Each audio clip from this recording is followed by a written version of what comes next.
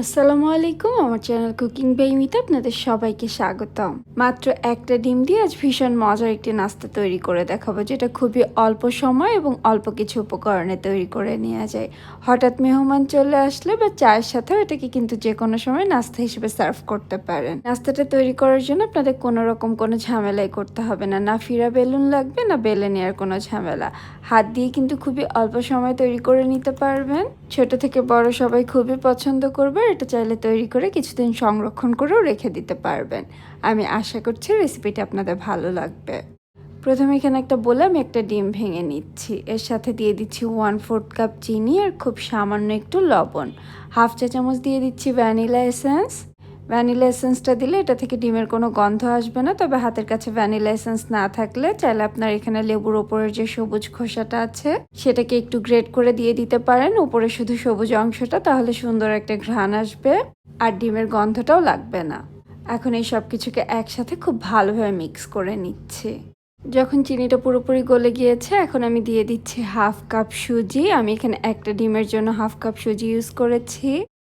আপনারা যদি এখানে 2টা ডিম ইউজ করেন তাহলে সব কিছু পরিমাণ বাড়িয়ে ইউজ করতে হবে। সুজিটাকে ভালোভাবে একটু মিশিয়ে নেওয়ার পর এর সাথে দিয়ে দিচ্ছি 1 টেবিল চামচ সয়াবিন তেল। তেলের পরিবর্তে চাইলে আপনারা এখানে বাটারও ইউজ করতে পারবেন। তেলটাকেও একটু মিশিয়ে নিয়েছি। এই নাস্তার স্বাদটা আরও কিছুটা বাড়িয়ে নেওয়ার জন্য ভরে ভরে 2 টেবিল চামচ দিয়ে দিচ্ছি গুঁড়া দুধ। গুঁড়া দুধটা অপশনাল, তবে দিলে কিন্তু খেতে অনেক বেশি ভালো লাগবে। আর হাফ কাপ দিয়ে দিচ্ছি ময়দা। সব কিছুকে একসাথে খুব ভালোভাবে এখন হাত দিয়ে মেখে একটা ডোয়ের মতো তৈরি করে নিব। তবে এই ডোটা কিন্তু শক্ত হবে না, একটু নরম বা সফট থাকবে।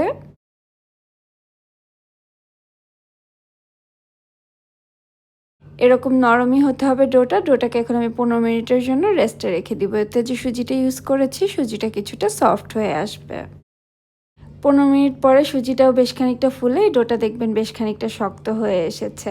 এখন এখান থেকে অল্প অল্প করে পোর্শন নিয়ে হাত দিয়ে আমি প্রথমে একটু গোল করে তারপর একটা শেপ দিয়ে নিচ্ছি। আর এভাবে তৈরি করে নেওয়া কিন্তু খুবই ইজি। আমি এটাকে এভাবেই তৈরি করছি, তবে আপনারা চাইলে কিন্তু আপনাদের পছন্দ মতো যে কোনো শেপে এটাকে তৈরি করে নিতে পারবেন। এদিকে চুলায় একটা প্যানে কিছুটা তেল দিয়ে তেলটাকে গরম করে নিয়েছি। খুব বেশি গরম তেলে এগুলোকে দেওয়া যাবে না, হালকা গরম তেলে দিতে হবে। আর আমি একটা একটা করে তৈরি করে তেলের মধ্যে দিয়ে দিচ্ছি। এ পর্যায়ে চুলার আঁচটা কিন্তু মোটামুটি একদম লোতেই আছে। যেহেতু ডোটা একটু সফট হয়েছে, এটাকে তৈরি করে রেখে দিতে গেলে শেপটা নষ্ট হয়ে যাবে। একটা একটা করে তৈরি করে তেলের মধ্যে দিয়ে দিতে হবে।